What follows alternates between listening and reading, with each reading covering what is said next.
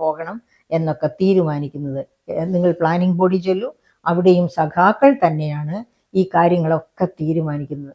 അത്ര ദുർഭരണത്തിലേക്ക് LDF പോകുമ്പോൾ ഓർമ്മിക്കുക, ചങ്ങാത്ത മുതലാളിത്തം ഇവരാണ് അതിൻ്റെ തേരോടിക്കുന്നവർ. ചങ്ങാത്ത മുതലാളിത്തത്തിൻ്റെ തേരോടിക്കുന്നത് ഈ പറയപ്പെട്ട CPIM ഗവൺമെന്റ് ആണ്. യഥാർത്ഥത്തിൽ മാർക്സ് ഇപ്പോൾ ഇറങ്ങി വരികയാണെങ്കിൽ CPM കമ്മ്യൂണിസ്റ്റുകാരെന്ന് പറഞ്ഞ് ആരെയെങ്കിലും മുഖത്ത് കണ്ടാൽ തെരണ്ടിവാല് കൊണ്ട് അടിക്കും.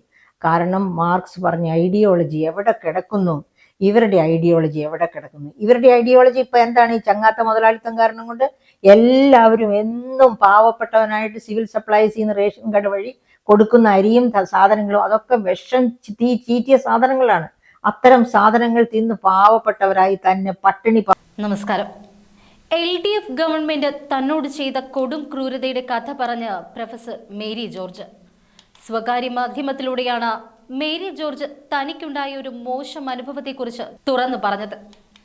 കുട്ടി സഖാക്കൾ ചേർന്ന് അപായപ്പെടുത്താൻ ശ്രമിച്ച ഒരു വിദ്യാർത്ഥിയെ ഇടിമുറിയിൽ പോയി രക്ഷപ്പെടുത്തിയെന്ന കാരണത്താൽ 2 കുഞ്ഞുമക്കളെ വിട്ട് കോഴിക്കോടേക്ക് സ്ഥലം മാറ്റം കൊടുത്ത് ശിക്ഷിക്കുകയായിരുന്നു തന്നെയെന്ന് മേരി ജോർജ് പറഞ്ഞു.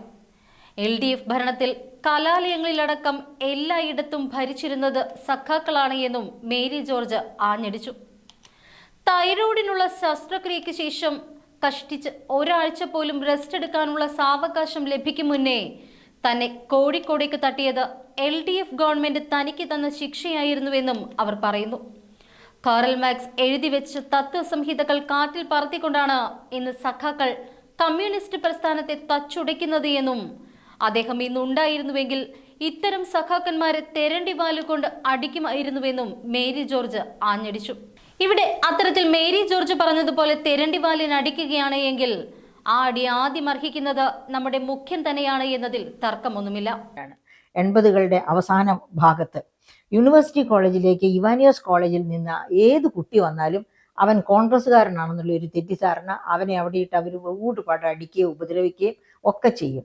അങ്ങനെ യൂണിവേഴ്സിറ്റി കോളേജിലെ MA ക്ലാസ്സിലേക്ക്, എക്കണോമിക്സ് MA ക്ലാസ്സിലേക്ക് ഇവാനിയോസ് കോളേജിൽ നിന്ന് 2 കുട്ടികൾ വരുന്നു. അവരിൽ ഒരാൾ ഇപ്പോൾ ഇവിടെ ഒരു വലിയ മീഡിയയുടെ, വളരെ പ്രധാനപ്പെട്ട ഒരു മീഡിയയുടെ ചീഫായിട്ടിരിക്കുക, തിരുവനന്തപുരത്ത് തന്നെ. അവൻ്റെ ഒരു കൂട്ടുകാരനും ഉണ്ടായിരുന്നു. അങ്ങനെ ഇവാനിയോസ് കോളേജിൽ നിന്ന് വന്നു.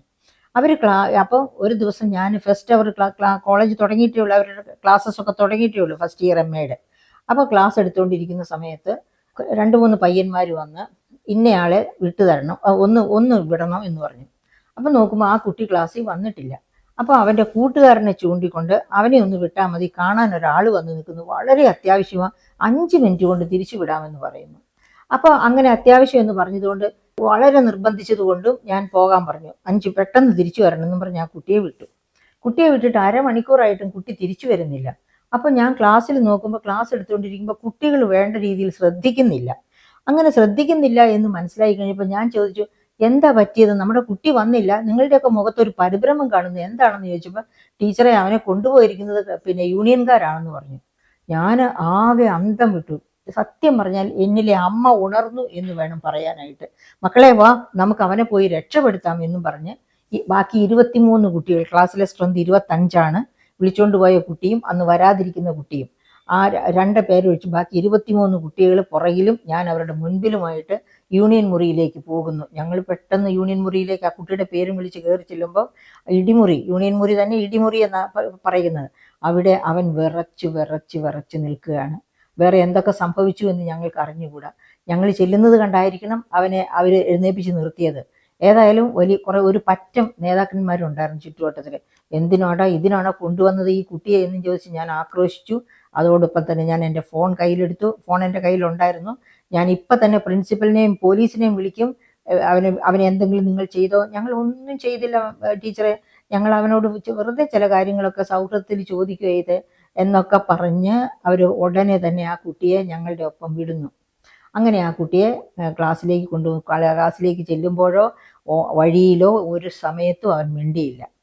ക്ലാസ്സിൽ ചെന്ന് കഴിഞ്ഞപ്പോൾ ഈ കുട്ടിയുടെ മനസ്സ്, കുറച്ച് സമയം കൂടി ഇനി ആ ക്ലാസ് തീരാനുള്ളൂ, ഈ കുട്ടിയുടെ മനസ്സൊന്ന് നോർമലാക്കാൻ ഇനി എന്ത് ചെയ്യും എന്നൊക്കെ വിചാരിച്ച്, എൻ്റെ പ്രിയപ്പെട്ട സുഹൃത്തുക്കളെ, എൻ്റെ തലയുടെ പുറകിൽ ഇതായിരിക്കുന്നു, നിങ്ങൾക്ക് കാണാം മൂലധനത്തിൻ്റെ 3 കോപ്പികളും ഇവിടെ ഇരിക്കുന്നുണ്ട്. ആ മൂലധനം ത്തിലെ കഥ ഞാൻ മാർക്സ് എന്തിനാണ് കമ്മ്യൂണിസത്തിൻ്റെ വക്താവായ മാർക്സ് എന്തിനാണ് ഇങ്ങനൊരു പ്രസ്ഥാനം ഫോം ചെയ്തത് എന്ന് എൻ്റെ കുട്ടികളെ നിങ്ങൾക്കറിയാമോ? തൊഴിലാളികളെ എത്രയധികം ചൂഷണം ചെയ്തിരുന്ന ഒരു വ്യവസായ വിപ്ലവ കാലഘട്ടം. ആ കാലഘട്ടത്തിലെ ആ ചൂഷണത്തിനെതിരെ അവർക്ക് നീതി കിട്ടാൻ വേണ്ടിയാണ് മാർക്സ് ദാസ് ക്യാപിറ്റൽ എഴുതിയതും കമ്മ്യൂണിസ്റ്റ് മാനിഫെസ്റ്റോ എഴുതിയതും അദ്ദേഹത്തിൻ്റെ ആ ഐഡിയോളജി ലോകത്ത് മുഴുവനും സ്പ്രെഡ് ചെയ്യാൻ ശ്രമിച്ചതും. അങ്ങനെയുള്ള ആ നല്ല മനുഷ്യനെയാണല്ലോ ഇത്ര ക്രൂരമായ പീഡനങ്ങൾക്ക് ഇവരൊക്കെ അനുവദിക്കുന്നത് എന്ന രീതിയിലുള്ള കാര്യങ്ങളൊക്കെ ഞാൻ ഇൻഡസ്ട്രിയൽ റവല്യൂഷൻ കാലത്ത് നടന്ന കാര്യങ്ങൾ, അതായത് 5 വയസ്സുള്ള കുട്ടിയെ കൊണ്ട് 10 മണിക്കൂറൊക്കെ വീൽ ഇങ്ങനെ കറക്കുന്നത്, അന്ന് ഇങ്ങനെ തന്നെ കറങ്ങില്ല. അപ്പോൾ അങ്ങനെ കറങ്ങുന്ന സമയത്ത് അതിനകത്തേക്ക് വീണ് കുട്ടി ആ സകലം മുറിഞ്ഞ് മരിച്ചു വീഴുന്നത്, അത്തരം സങ്കട കഥകളൊക്കെ പറഞ്ഞ് ഇവൻ്റെ സങ്കടം ഒന്ന് ഒതുക്കാൻ വേണ്ടി അങ്ങനെയൊക്കെ ഒതുക്കാനൊക്കെ പറഞ്ഞു. ക്ലാസ് തീർന്നു. അന്ന് ഒരു വെള്ളിയാഴ്ചയായിരുന്നു. മാത്രവുമല്ല വെള്ളിയാഴ്ചയായിരുന്നത് മാത്രമല്ല, അപ്പോൾ ഞാൻ 9 ദിവസമായിട്ടുണ്ടായിരുന്നുള്ളൂ എൻ്റെ തൈറോയ്ഡ് റിമൂവ് ചെയ്ത് ഓപ്പറേഷൻ കഴിഞ്ഞിട്ട് ആദ്യത്തെ ദിവസം ഞാൻ അന്ന് ക്ലാസ്സിൽ ചെന്നതായിരുന്നു.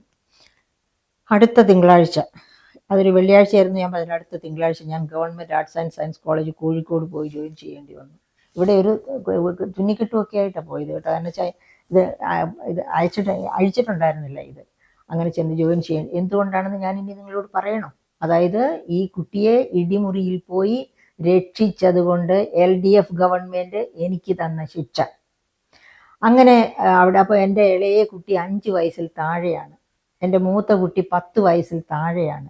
അങ്ങനെയുള്ള 2 കുട്ടികളെ വിട്ടിട്ടാണ് ഞാൻ പോകേണ്ടി വന്നത്. ഏതാനും വർഷം LDF ഗവൺമെൻറ് ഇറങ്ങുന്നത് വരെ ഞാൻ Kozhikode government arts and science കോളേജിൽ തന്നെ ജോലി ചെയ്യേണ്ടി വന്നു. ഈ ശിക്ഷ ഇത് മനസ്സിലാക്കുന്ന ഏതെങ്കിലും അധ്യാപകനോ അധ്യാപികയോ പിന്നെ ഇത്തരം കാര്യങ്ങളിൽ ഇടപെടുമോ? അപ്പം നിങ്ങൾ ഓർക്കേണ്ട ഒരു കാര്യമുണ്ട്. LDFിലെ തന്നെ ഒരു ഉയർന്ന നേതാവിൻ്റെ ഭാര്യ, ആ നേതാവും ആ ഭാര്യ രണ്ടുപേരും എനിക്ക് വളരെ അടുത്ത സുഹൃത്തുക്കളാണ്. അദ്ദേഹത്തിൻ്റെ ഭാര്യ പറയാറുണ്ടായിരുന്നു, LDF ഗവൺമെൻറ് എപ്പോൾ ഭരണത്തിൽ വന്നാലും ഭരണം നിർവഹിക്കുന്നത് സഖാക്കളാണ്. നിങ്ങൾ സെക്രട്ടേറിയറ്റിൽ ചെല്ലൂ, സഖാക്കൾ അവിടെ കാണും. നിങ്ങളൊരു കോളേജ് ക്യാമ്പസിൽ ചെല്ലൂ, സഖാക്കളായിരിക്കും അവിടെ ആര് വരണം ആര് പോകണം എന്നൊക്കെ തീരുമാനിക്കുന്നത്.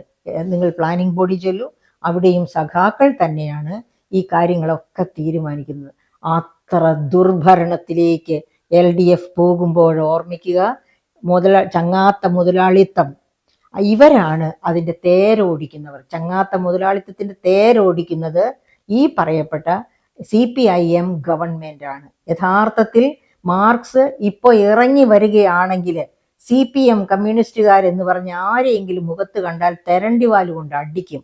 കാരണം മാർക്സ് പറഞ്ഞ ഐഡിയോളജി എവിടെ കിടക്കുന്നു, ഇവരുടെ ഐഡിയോളജി എവിടെ കിടക്കുന്നു? ഇവരുടെ ഐഡിയോളജി ഇപ്പം എന്താണ്? ഈ ചങ്ങാത്ത മുതലാളിത്തം കാരണം കൊണ്ട് എല്ലാവരും എന്നും പാവപ്പെട്ടവനായിട്ട് സിവിൽ സപ്ലൈസിൽ നിന്ന് റേഷൻ കാർഡ് വഴി കൊടുക്കുന്ന അരിയും സാധനങ്ങളും അതൊക്കെ വിഷം ചീറ്റിയ സാധനങ്ങളാണ്. അത്തരം സാധനങ്ങൾ തിന്ന് പാവപ്പെട്ടവരായി തന്നെ പട്ടിണി